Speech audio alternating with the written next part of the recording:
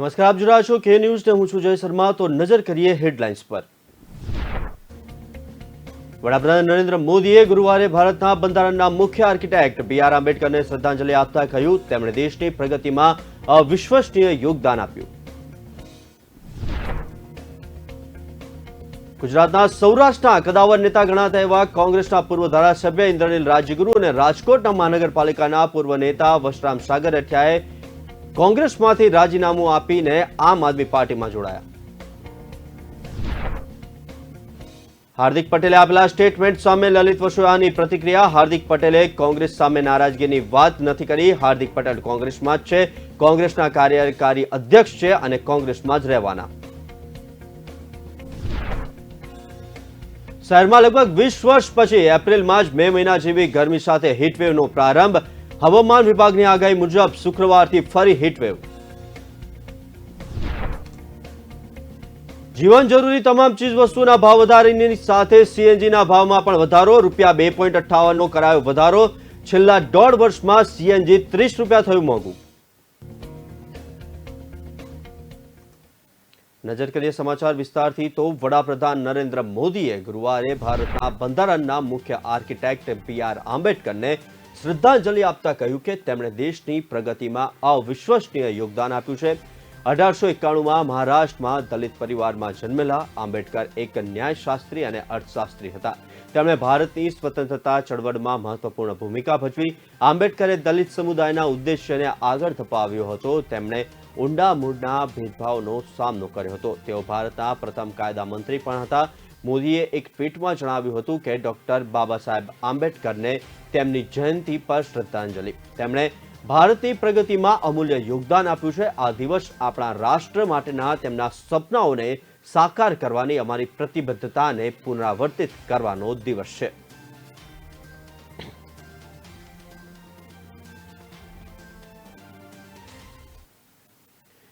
ગુજરાતના સૌરાષ્ટ્રના કદાવર નેતા ગણાતા એવા કોંગ્રેસના પૂર્વ ધારાસભ્ય ઇન્દ્રનીલ રાજ્યગુરુ અને રાજકોટના મહાનગરપાલિકાના પૂર્વ નેતા વશરામ સાગઠિયાએ આજે કોંગ્રેસમાંથી છેડો ફાડ્યો છે। કોંગ્રેસમાંથી રાજીનામું આપી અને આમ આદમી પાર્ટીમાં તેઓ જોડાયા છે। તાજેતરમાં જ ઇન્દ્રનીલ રાજ્યગુરુને વશરામ સાગઠિયા આમ આદમી પાર્ટીમાં જોડાવાના હોવાની વાત વહેતી થઈ હતી અને આજે તેઓ જોડાયા છે। કોંગ્રેસ દ્વારા બંને નેતાઓનો સંપર્ક કરી અને તેમને સમજાવવામાં આવ્યા હતા। ઇન્દ્રનીલ ગઈકાલે દિલ્હીમાં હતા। તેમણે આમ આદમી પાર્ટીના સંયોજક કેજરીવાલ સાથે મીટિંગ કરી હતી। ઇન્દ્રનીલ રાજ્યગુરુએ કહ્યું હતું કે આમ આદમી પાર્ટીની નિયતમાં કોઈ ખોટ નથી એવું દિલ્હી અને પંજાબમાં જીત મેળવી પુરવાર કર્યું છે। પંજાબમાં જીત બાદ ગણતરીના દિવસોમાં કોઈ વ્યક્તિ ભ્રષ્ટાચાર કરે તો એક મેસેજ કરો એવું અભિયાન શરૂ થયું છે જે ગુજરાતમાં દેખાતું નથી। એવું માનું છું કે અરવિંદ કેજરીવાલ પક્ષ માટે નહીં આમ આદમી માટે લડે છે। આમ આદમીનો પક્ષ અને સરકાર બને તેનાથી પ્રભાવિત થયો છું। તેમણે વધુમાં કહ્યું હતું કે મારું જાહેર જીવન હંમેશા લોકો માટે રહ્યું હતું। હું કોંગ્રેસમાં હતો, ભાજપ સત્તા પર હોય અને લોકોને મૂર્ખ બનાવવાની અને પક્ષ બની રહે એ માટે દ્રષ્ટિએ લાંછન છે। હું હંમેશા લોકો માટે મારો સમય આપવો છે। લોકો માટે સમય આપવો હોય તો ભાજપ કરતાં કોંગ્રેસ સારો પક્ષ હતો અને આજે આમ આદમી પાર્ટી લાગે છે માટે આપમાં જોડાયો છું। આગામી દિવસો આમ આદમી પાર્ટીના છે। પ્રાઇવેટ હોસ્પિટલને ડોક્ટરો મળે તો સરકારી હોસ્પિટલમાં ડોક્ટરો કેમ ન મળે? આજે હું સૌ કોંગ્રેસ અને ભાજપના કાર્યકરો અને આમ આદમીને જે લોકો મારામાં વિશ્વાસ રાખતા હોય અને નીડર ઊભા રહેવાનો માનસિક અનુભવ કર્યો હોય તેઓ સૌ આમ આદમીમાં જોડાય એવું ઈચ્છું છું।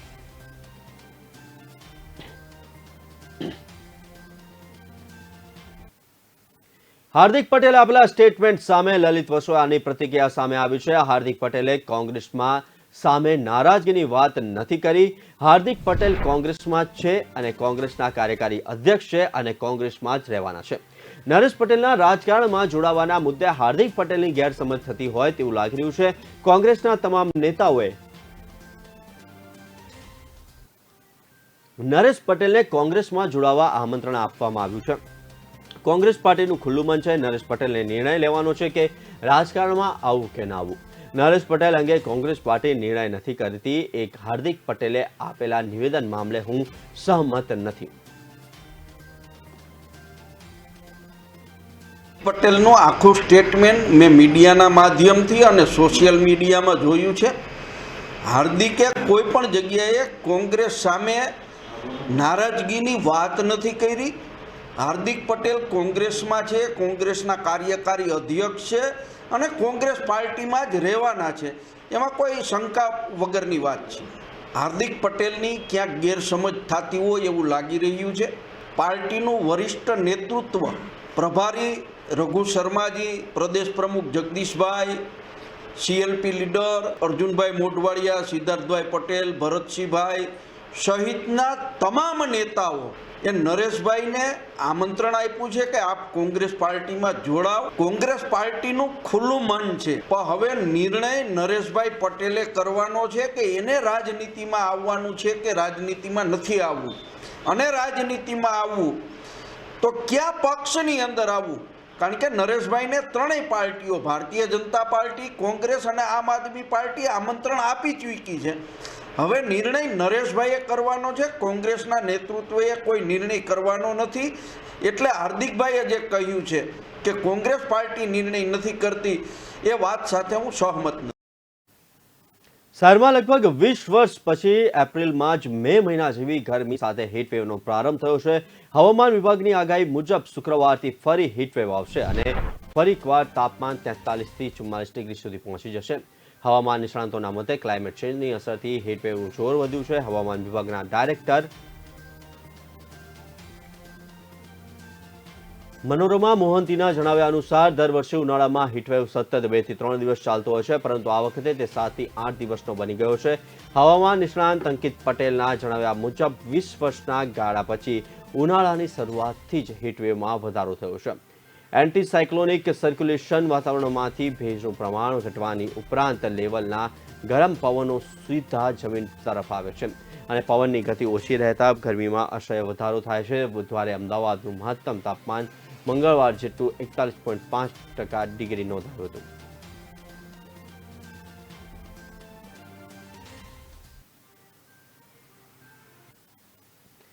રાજ્યમાં સરકારી કર્મચારીઓ પેન્શન સહિતના પ્રશ્નોને લઈને વિરોધ કરી રહ્યા છે.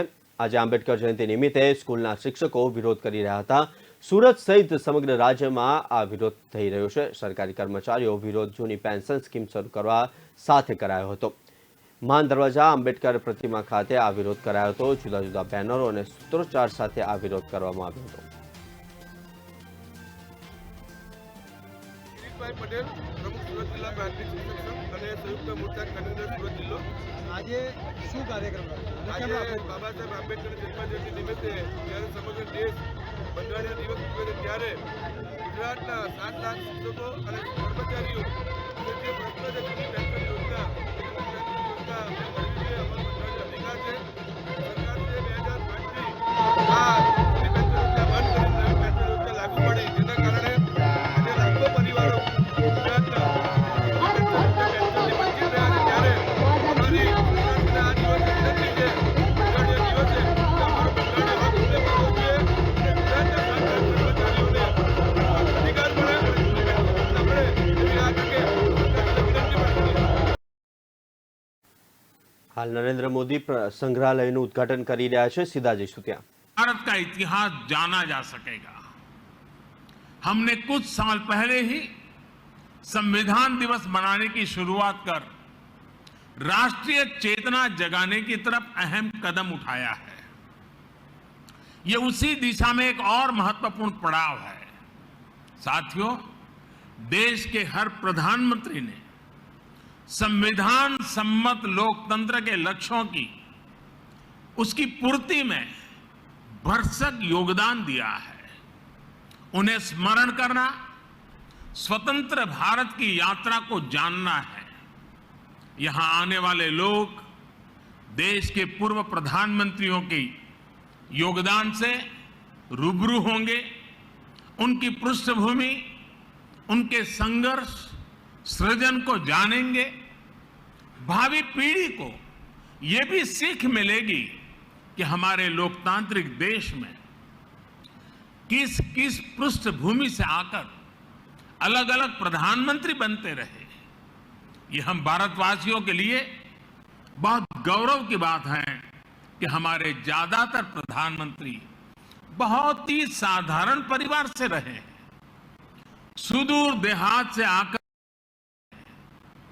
सुदूर देहात से आकर, एकदम गरीब परिवार से आकर, किसान परिवार से आकर भी प्रधानमंत्री पद पर पहुंचना भारतीय लोकतंत्र की महान परंपराओं के प्रति विश्वास को दृढ़ करता है। यह देश को, युवाओं को भी विश्वास देता है कि भारत की लोकतांत्रिक व्यवस्था में सामान्य परिवार में जन्म लाने वाला व्यक्ति भी शीर्षतम पदों पर पहुंच सकता है। साथियों, इस संग्रहालय में जितना अतीत है उतना ही भविष्य भी है। यह संग्रहालय देश के लोगों को बीते समय की यात्रा करवाते हुए नई दिशा, नए रूप में भारत की विकास यात्रा पर ले जाएगा।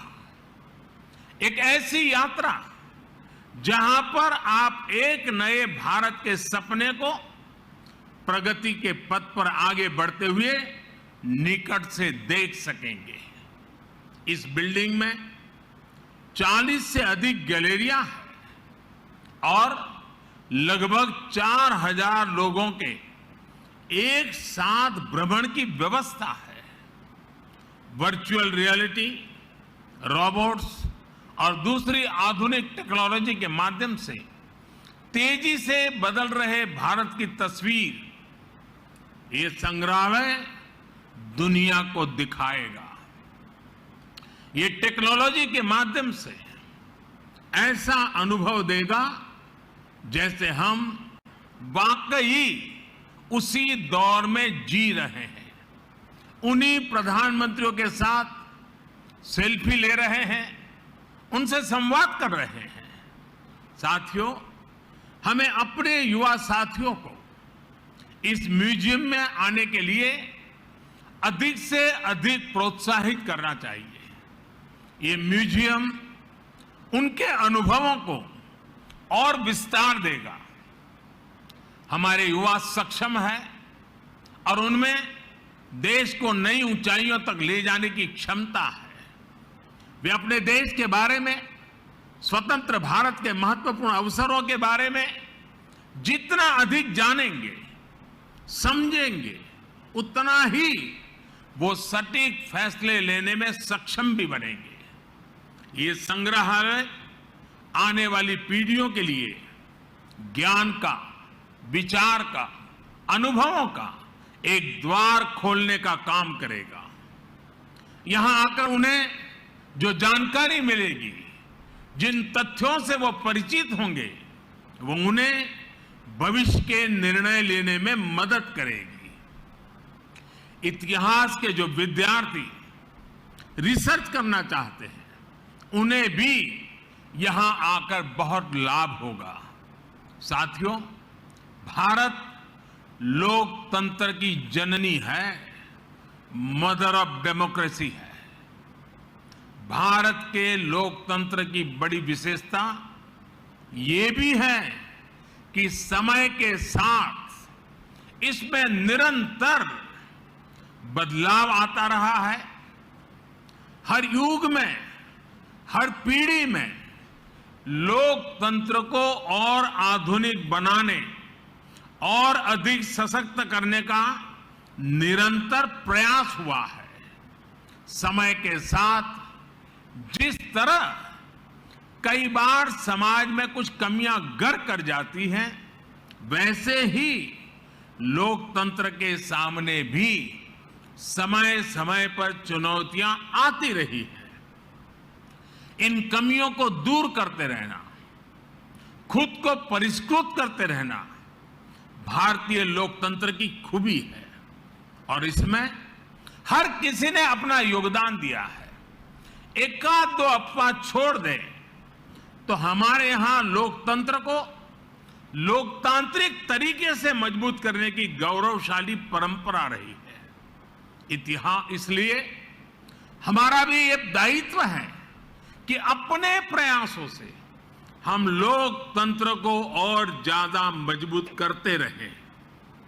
आज जो भी चुनौतियां हमारे लोकतंत्र के सामने है, समय के साथ जो भी कमियां घर कर गई हैं, उन्हें दूर करते हुए हम आगे बढ़े।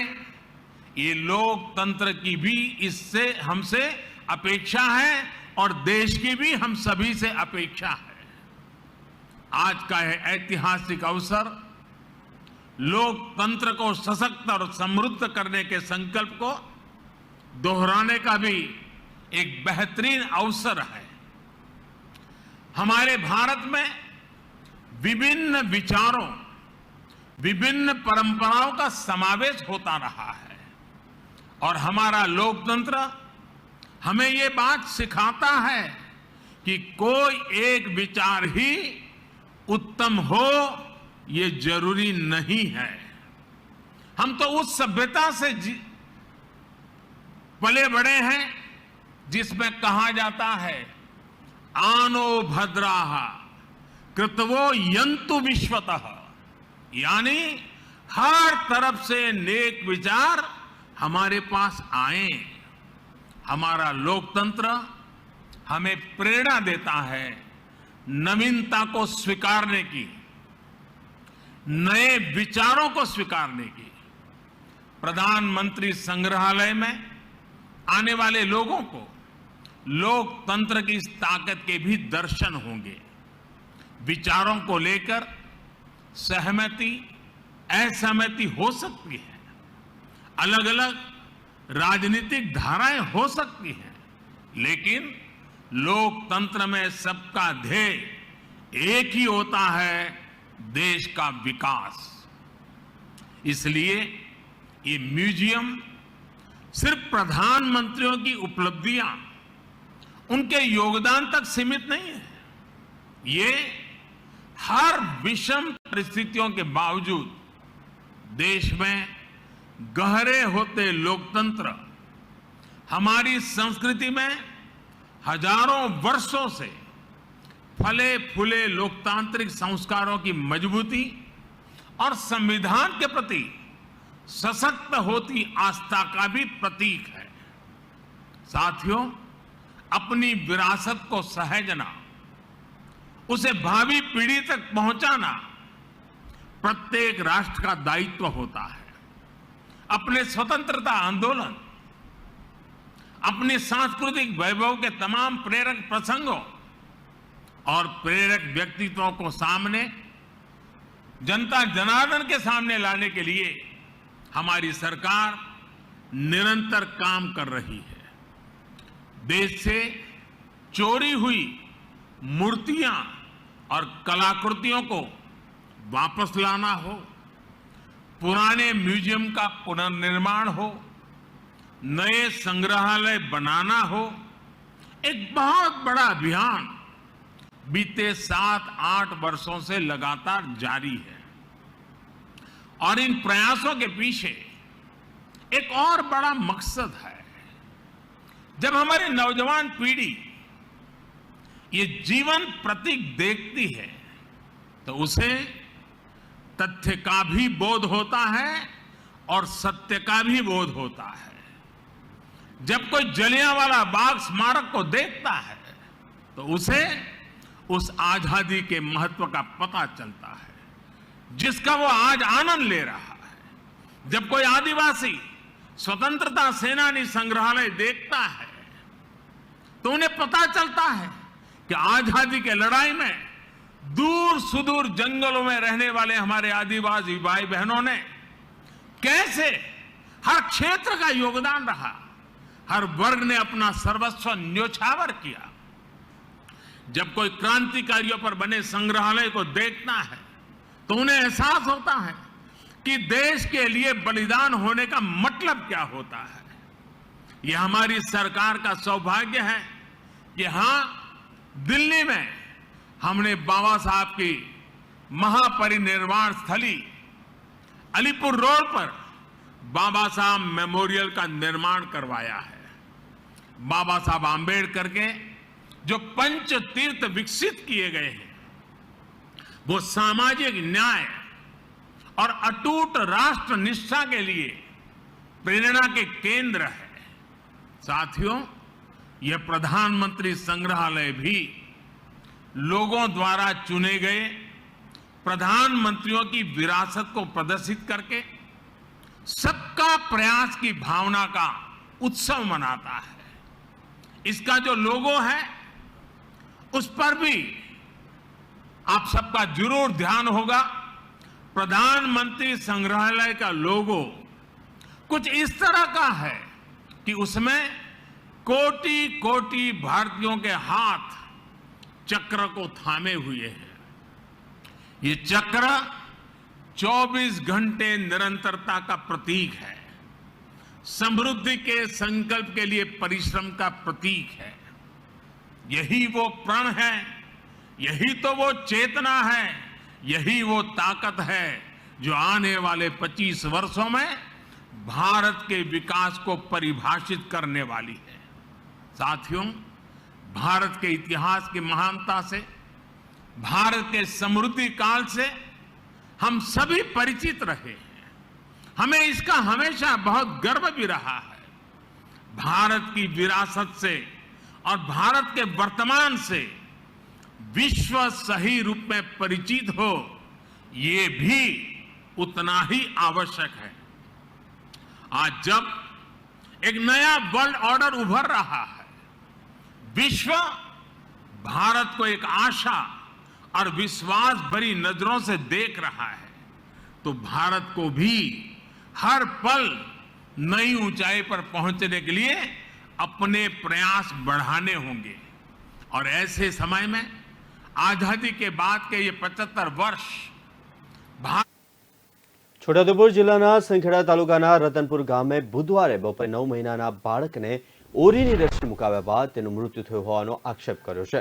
બાળકને સંખેડા રેફરલ હોસ્પિટલમાં લવાયું હતું, ત્યારબાદ તેને પોસ્ટમોર્ટમ અર્થે વડોદરા રિફર કરવામાં આવ્યું। પોલીસે અકસ્માતે મોતનો ગુનો નોંધી કાર્યવાહી હાથ ધરી છે। રતનપુર ગામે રહેતા ગાયત્રીબેન શૈલેષભાઈ વસાવાના 9 મહિનાના બાળકને બુધવારે બપોરે ગામના આશા વર્કર બહેનના ઘરે રસી મૂકવા આરોગ્ય વિભાગની નર્સ આવી હતી। ઓરીની રસી મુકાયા બાદ બાળકને ઘરે લવાયો હતો। ઘરે બાળક રમ્યો પણ હતો। અચાનક બપોરે 4:30 શ્વાસની તકલીફ થતા હાંડોદ દવાખાને લઈ જતા પરંતુ રસ્તામાં જ હર્ષનું મૃત્યુ થયું હતું।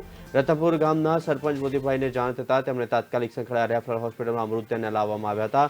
સંખેડા પોલીસને જાણ કરાતા તેને અકસ્માતે મોતનો ગુનો નોંધવાની કાર્યવાહી કરી હતી। બાળકના મૃતદેહની સાથે આવેલા પરિવારજનોએ આક્ષેપ કર્યો હતો કે રસી મુકાવી આવ્યા બાદ હર્ષનું મૃત્યુ થયું છે। 3 બાળકોને ઓરીની રસી મુકાઈ હતી। બેની તબિયત સારી છે। બાળકનું એસએસજી હોસ્પિટલમાં એક્સપર્ટ ડોક્ટરોની હાજરીમાં પીએમ કરવામાં આવશે તેમજ વિશેરા લેવાશે। રતનપુરમાં કુલ 3 બાળકોને ઓરીની રસી મૂકવામાં આવી હતી, તેમાં બીજા 2 બાળકો પણ હતા। તેમની તબિયત સારી છે, જ્યારે આ બાળકને પહેલો ડોઝ અપાયો હતો। રતનપુર ગામે આશા વર્કરના ઘરે ગુંડીચા પીએચસીના નર્સે રસી મૂકી હતી।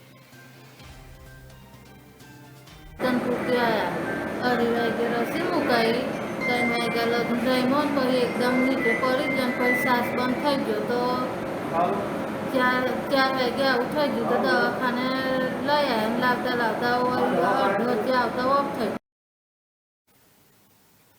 જીવન જરૂરી તમામ ચીજ વસ્તુઓના ભાવ વધારાની સાથે ફરી એકવાર સીએનજીના ભાવમાં ₹2.58નો વધારો થયો છે। છેલ્લા 1.5 વર્ષમાં સીએનજીના ભાવની અંદર વાત કરવામાં આવે તો ₹30નો વધારો થયો છે। એક અઠવાડિયા પહેલા સીએનજીના ભાવમાં ₹6.45 વધારો કરાયો હતો, જેથી રિક્ષા ચાલકોએ સ્ટેશન પર સરકાર વિરુદ્ધ સૂત્રોચ્ચાર કર્યા હતા।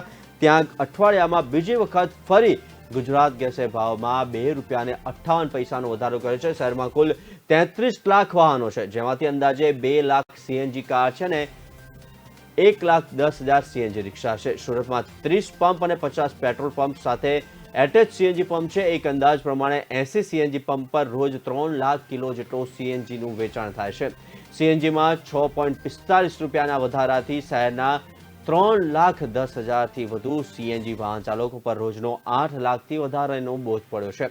સીએનજીના ભાવ વધારા બાદ હાલ તો સુરતના રિક્ષા ચાલકો દ્વારા ભાડામાં વધારો કરવામાં આવ્યો નથી। આવનારા સમયમાં રિક્ષા ચાલકો દ્વારા ભાડામાં વધારો કરવામાં આવે તેવી શક્યતાઓ જોવાઈ રહી છે।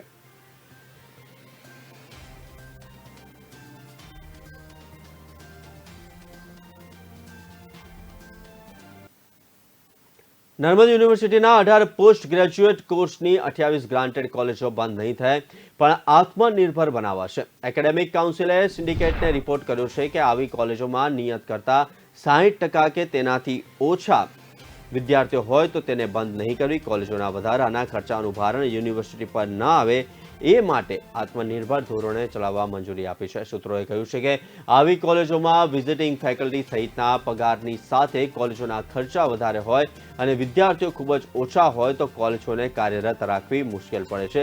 જેથી આવી કોલેજોને ફી વધારવા મંજૂરી આપવા સિન્ડિકેટને ભલામણ કરી છે. સાથે ફી વધારવા અને એડમિશન આપવા પણ સત્તા આપશે, જ્યારે યુનિવર્સિટી પરીક્ષા, પરિણામ અને ડિગ્રી આપશે. દક્ષિણ ગુજરાતના 18 પોસ્ટ ગ્રેજ્યુએટ કોર્સની 28 ગ્રાન્ટેડ કોલેજોમાં એડમિશન લેનાર વિદ્યાર્થીઓની સંખ્યા ખૂબ જ ઓછી છે. યુનિવર્સિટીના વિદ્યાર્થીઓના પીએચડીનો લાભ દેશને આપવા માટે એકેડેમિક કાઉન્સિલે થીસીસ શોધ ગંગા પર અપલોડ કરવાનો નિર્ણય કર્યો છે. યુનિવર્સિટી વર્કશોપની સાથે લિટરેચર રૂપે માહિતી વિદ્યાર્થીઓ સુધી પહોંચાડશે. જોકે તે કામગીરીની જવાબદારી કુલપતિની રહેશે. કોરોના દરમિયાન યુનિવર્સિટી પીએચડીનું રજિસ્ટ્રેશન કોર્સ, વર્કનું એજ્યુકેશન અને ટેસ્ટ ઓનલાઈન લેતી હતી. જોકે કોરોનાની સ્થિતિ સુધરી છે, જેથી યુનિવર્સિટીએ એન્ટ્રન્સ ટેસ્ટ બાદનું પીએચડીનું પ્રી રજિસ્ટ્રેશન કોર્સ, વર્કનું એજ્યુકેશન અને ટેસ્ટ ઓફલાઈન લેવાનો નિર્ણય કર્યો છે.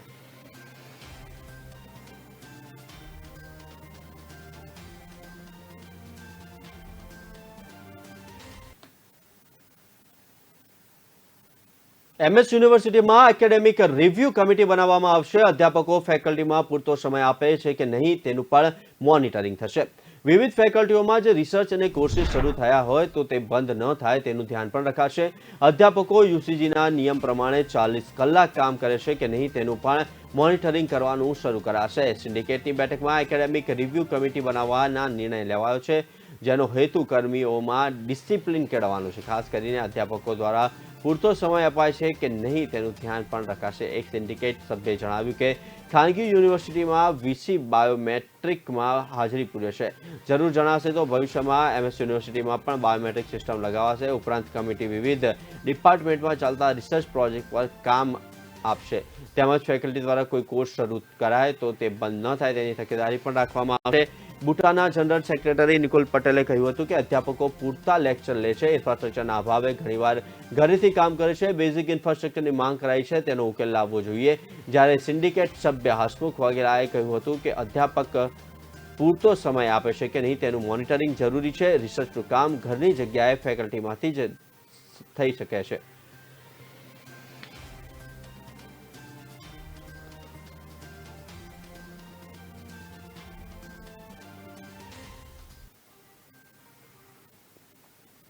પાકિસ્તાનમાં બજેટની સભા બાદ કાઉન્સિલરોને બેગ અપાય છે. જોકે આ વખતે 5 ધારાસભ્યો, ભાજપના પ્રમુખ અને મહામંત્રીઓને પણ બેગ આપવાની પ્રણાલી શરૂ થતા વિવાદ થયો છે. અવારનવાર પાલિકામાં જ્યારે પણ બજેટની સભા બાદ કાઉન્સિલરોને બેગ અપાય છે, ત્યારે આ વખત પણ 5 ધારાસભ્યો, ભાજપના પ્રમુખ અને મહામંત્રીઓને પણ બેગ આપવાની પ્રણાલી શરૂ થતા વિવાદ થયો છે. બીજી તરફ સ્થાયી અધ્યક્ષે વર્ષોથી તમામ હોદ્દેદારોને બેગ અપાય જ છે તેમ જણાવ્યું હતું. પાલિકામાં દર વર્ષે બજેટની સામાન્ય સભા મળ્યા બાદ તમામ કાઉન્સિલરોને બેગ આપવાની પ્રણાલી છે. આ વર્ષે પણ તમામ 76 કાઉન્સિલરોને ઉત્તમ ક્વોલિટીની અને મોંઘીદાટ બેગ અપાઈ છે. જોકે 11,000ની મોંઘીદાટ બેગ ભાજપના શહેર પ્રમુખ, મહામંત્રીઓ અને ધારાસભ્યોને આપવાનું નક્કી કરાતા વિવાદ થયો છે. આ અંગે સ્થાયી અધ્યક્ષ ડોક્ટર હિતેન્દ્ર પટેલે પૂછતા તેઓએ જણાવ્યું હતું કે વર્ષોથી તમામને આપણે બેગ આપીએ જ છીએ. ઉલ્લેખનીય છે કે ભૂતકાળમાં વહીવટી વિભાગના અધિકારીઓને પણ મોંઘીદાટ બેગ આપવામાં આવતી હતી, પરંતુ તે સમયે વિવાદ થતા આ પ્રથા બંધ કરવામાં આવી હતી.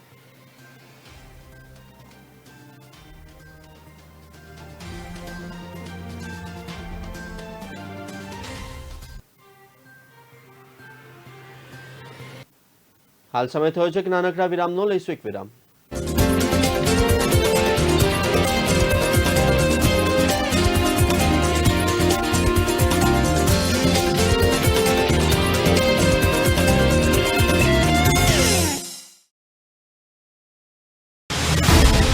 बाबा साहब आम्बेडकर एक व्यक्ति नहीं थे,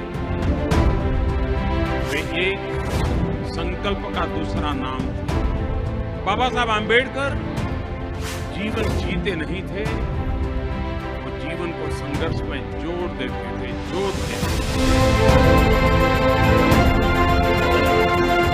बाबा साहब आम्बेडकर जैसे एक प्रकार कहते थे कि शिक्षित बनो, संगठित बनो, संघर्ष करो।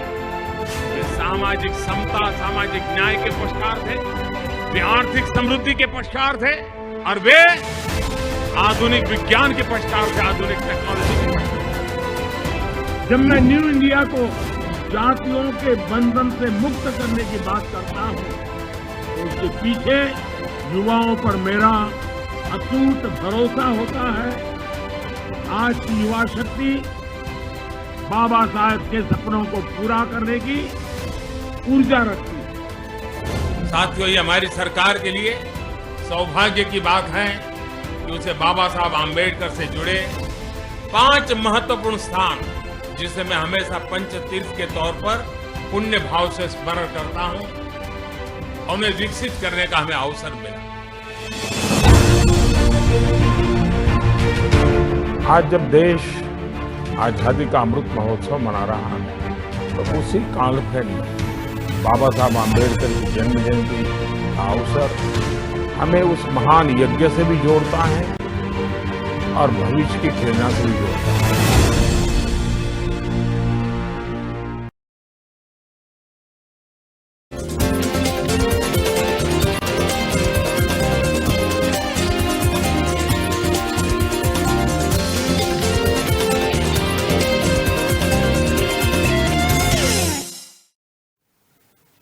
વિરામ બાદ નજર કરીએ સમાચાર પર તો ગીર સોમનાથના વેરાવળ, સૂત્રાપાડા અને કોડીનાર તાલુકાના 19 ગામોના 1300થી વધુ ખેડૂતો ચિંતિત બન્યા છે। જિલ્લાના 4 ઔદ્યોગિક એકમોના ફાયદા માટે સોમનાથથી કોડીનાર સુધી સ્થપાઈ રહેલા માલવાહક રેલવે લાઇન 300થી વધુ ખેડૂતોને કરશે જમીન વિહોણા। ગુજરાત ખેડૂત એકતા મંચ આવ્યું છે ગીર સોમનાથના ખેડૂતોની વારે। સોમનાથ કોડીનાર નવી રેલ લાઇનમાં ખેડૂતોની ફળદ્રુપ જમીન સંપાદન મામલે ખેડૂત સમુદાયમાં ઉગ્ર રોષ ઉઠ્યો છે। ગીર સોમનાથના વેરાવળ, સૂત્રાપાડા અને કોડીનાર તાલુકાના 19 ગામોના હજારો ખેડૂતોની ફળદ્રુપ જમીન આ રેલ પ્રોજેક્ટમાં સંપાદિત થવા જઈ રહી છે। સ્થાનિક ખેડૂત આગેવાનોનો આક્ષેપ છે કે સરકાર માત્ર ને માત્ર ઔદ્યોગિક એકમોના ફાયદા માટે આ રેલ પ્રોજેક્ટ સ્થાયી કરી રહી છે। આ માલવાહક રેલ લાઇનથી સ્થાનિકોને કોઈ ફાયદો થશે નહીં, ઉલટાની ખેડૂતો અતિ કિંમતી અને મહામૂલી ફળદ્રુપ જમીન છીનવાઈ જશે અને બેરોજગારી સાથે ખેડૂત સમુદાય પાયમાલ તરફ ધકેલાઈ જશે।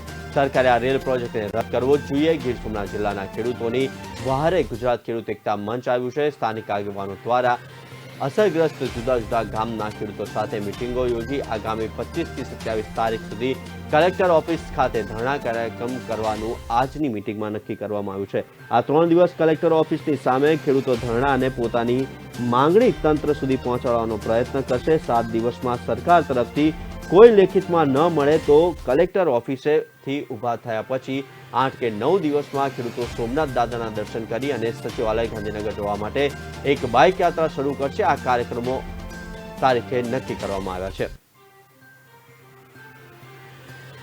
સોમનાથથી કોડીનાર નવી રેલવે લાઇન કે તે 4 ઉદ્યોગ માટે છે, સાપુજી પાલનજી, અંબુજા, સિદ્ધિ સિમેન્ટ અને જીએસએલ માટે છે। હવે આ અમારા ઘણા સમયથી આનું આંદોલન ચાલુ છે, હજી સુધી ચાલુ છે। સરકાર તરફથી અમે એના માટે કોઈ પરિપત્ર કે એવું કશું અમને આપ્યું નથી। આ ટોટલ ગામડા 19 આવે છે। 1500 ખેડૂતો જે આવે છે કે જે સીધી લીટીમાં આવે છે, 300થી 350 થી 400 ખેડૂત એવા છે જે ખાતેદાર મટી જાય છે ને આ જે છે એ લીલી નાઘેર છે ને બધાએ જે જમીન છે ટુકડા નાના નાના ટુકડામાં છે ને આ જે ખેડૂતો છે ને આજીવિકા જે છે ને આ જમીન ઉપર છે, ફળદ્રુપ જમીન, બગાયતી ખેતી છે। ગમે એવી તમે જે બી ફસલ વાવો છે એ ઉગે છે એ સારામાં સારી ખેતીનો જે છે ઉદ્યોગો માટે અમારા જે આ વિસ્તારના બધા ખેડૂતો ગામ લોકોનો વિરોધ છે કે અમારા રેલવે જોતી નથી, છતાં બી સરકાર 4 ઉદ્યોગો માટે ખાલી આ રેલવે સૂત્રાપાડામાં જમીન આવે છે અને આ રેલવે પ્રોજેક્ટમાં જમીન જાય છે। મારી 7 વીઘા જમીન જાય છે, પછી કંઈ રહેતું નથી। અને અમારા ગામમાં ઘણા એવા ખેડૂતો છે કે જે 2-2 વીઘાવાળા બધાની જમીન જાય છે અને અમે ઘણીવાર રજૂઆતો કરી અને ઘણીવાર કીધું, છતાં બી આની ઉપર કોઈ આજ દિવસ સુધી કોઈ ધ્યાન દોર્યું નથી। રેલવેનો જે હાલનો એમણે તૈયાર કરેલો રૂટ છે એમાં 19 ગામ આવે છે, 1400 જેટલા ખેડૂતો આવે છે। એમાં 300થી 350 ખેડૂતો તો તદ્દન ખેડૂત જ મટી જાય છે, એ રીતે એમની જમીન સંપાદન થાય છે। એમાં સંખ્યા અને બીજા બધા પરિબળો કરતાં આ જે રૂટ છે એને કારણે જે લીલી નાગેર કહેવાતી જમીન છે એવી જમીનનો નાશ થાય છે.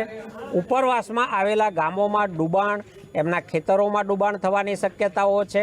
પશુઓને આ તરફથી પેલી તરફની હેરફેર અશક્ય થઈ જશે. પાણીની લાઈનો પસાર કરવી અશક્ય થઈ જશે. સામેના ખેતરે જવા માટે 8, 10, 12, 15 કિલોમીટર ફરવું પડશે. આ બધાને જો સાથે મળીને ગણીએ તો 5,000થી વધારે ખેડૂતો અસરગ્રસ્ત થાય. સુરત શહેર જિલ્લામાં કોરોનાની ત્રીજી લહેર કાબૂમાં આવી ગઈ છે. ગ્રામ્ય વિસ્તારો ફરી કોરોના મુક્ત થઈ ગયો છે, ત્યારે શહેર સંક્રમણ મુક્તિ તરફ આગળ વધી રહ્યું છે. ત્યારે છેલ્લા અઠવાડિયામાં 2 દિવસે એક કેસ નોંધાયા છે. છેલ્લા 36 દિવસથી એક પણ દર્દીનું મોત નથી નીપજ્યું, જ્યારે એક્ટિવ કેસ ઘટીને માત્ર 1 થયો છે. એક્ટિવ કેસ પૈકી એક પણ દર્દી હોસ્પિટલમાં દાખલ નથી. સુરત શહેર જિલ્લામાં અત્યાર સુધીમાં કુલ 2,05,012 લોકો કોરોનાની ચપેટમાં આવી ચૂક્યા છે. 2,240 લોકોના મૃત્યુ થયો છે, જ્યારે 2 લાખથી વધુ લોકો કોરોનાને માત આપીને સાજા થયા છે. હાલ શહેર જિલ્લામાં એક એક્ટિવ કેસ છે. ડિસ્ચાર્જનો આંકડો 2 લાખને પાર થયો છે. કોરોના કેસ ઘટવાની સાથે સાથે કોરોના મુક્ત થતા દર્દીઓની સંખ્યામાં પણ વધારો થઈ રહ્યો છે. ત્રણેય લહેરમાં કોરોનાગ્રસ્ત થયેલા લોકોમાંથી 2,02,771 લોકોએ કોરોનાને હરાવીને સ્વસ્થ થયા છે, જેમાંથી જિલ્લાના 42,260 લોકોનો સમાવેશ થાય છે. હાલમાં કોવિડ પોઝિટિવિટી રેટ 0 પહોંચ્યો છે. જાન્યુઆરીમાં કોરોનાના કેસ પિકઅપ પર હતા, ત્યારે પોઝિટિવિટી રેટ 15% પહોંચ્યો હતો. છેલ્લા દિવસોમાં પોઝિટિવિટી રેટ 0% થઈ ગયો છે. ત્રીજી લહેરમાં કોરોનાના પીક પર હતો, ત્યારે રોજ 3,000થી વધુ કેસો સામે આવી રહ્યા હતા. છેલ્લા ઘણા દિવસથી કેસ સિંગલ ડિજિટમાં નોંધાઈ રહ્યા હતા.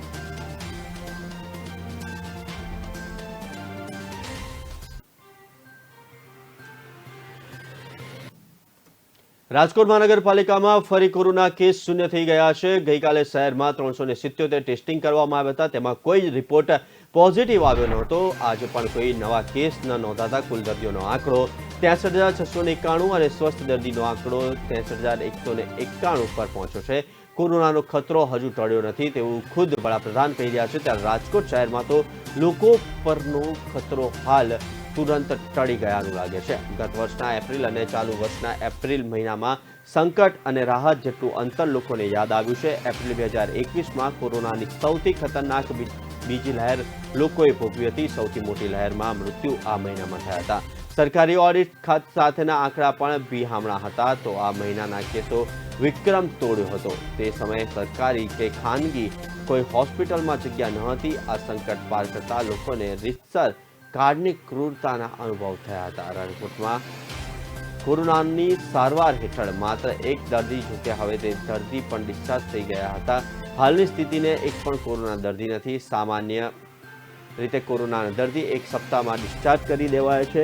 તેથી આ દર્દીને પણ સપ્તાહ થયું ત્યારથી તેના લક્ષણો અને તબિયતની તપાસ કરાઈ હતી, પણ તેનામાં લક્ષણો રહેતા ડિસ્ચાર્જ જાહેર કરવામાં ન હતા. આખરે 10મા દિવસે તમામ લક્ષણોમાંથી મુક્ત થતા ડિસ્ચાર્જ જાહેર કરાયા હતા.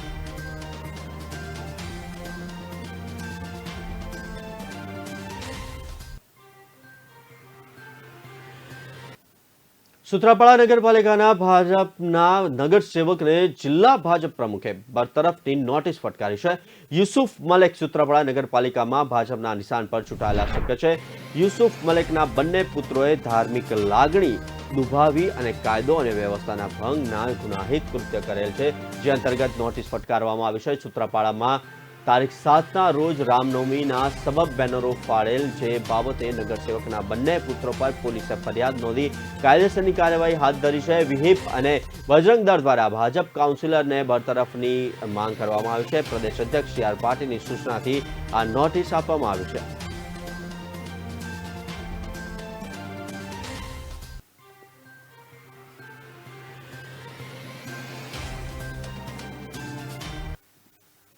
સાંતલપુર કલ્યાણપુર પાટિયા નજીક ટ્રેલરની ટક્કરે રાહદારીનું કરુણ મોત નીપજ્યું છે. ટ્રેલરે રાહદારીને હડફેટે લેતા ઘટના સ્થળે જ વ્યક્તિનું મોત નીપજ્યું છે. કલ્યાણપુર પાટિયા નજીક વહેલી સવારે જ અકસ્માતની ઘટના સર્જાઈ હતી.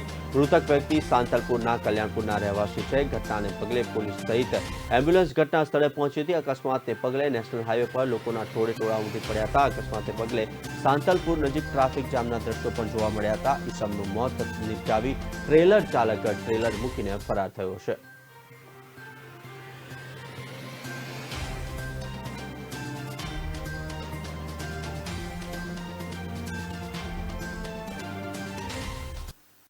હાલ સમાચારમાં આટલું જ. વધુ સમાચાર અને અપડેટ માટે જોતા રહો કે ન્યૂઝ. નમસ્કાર.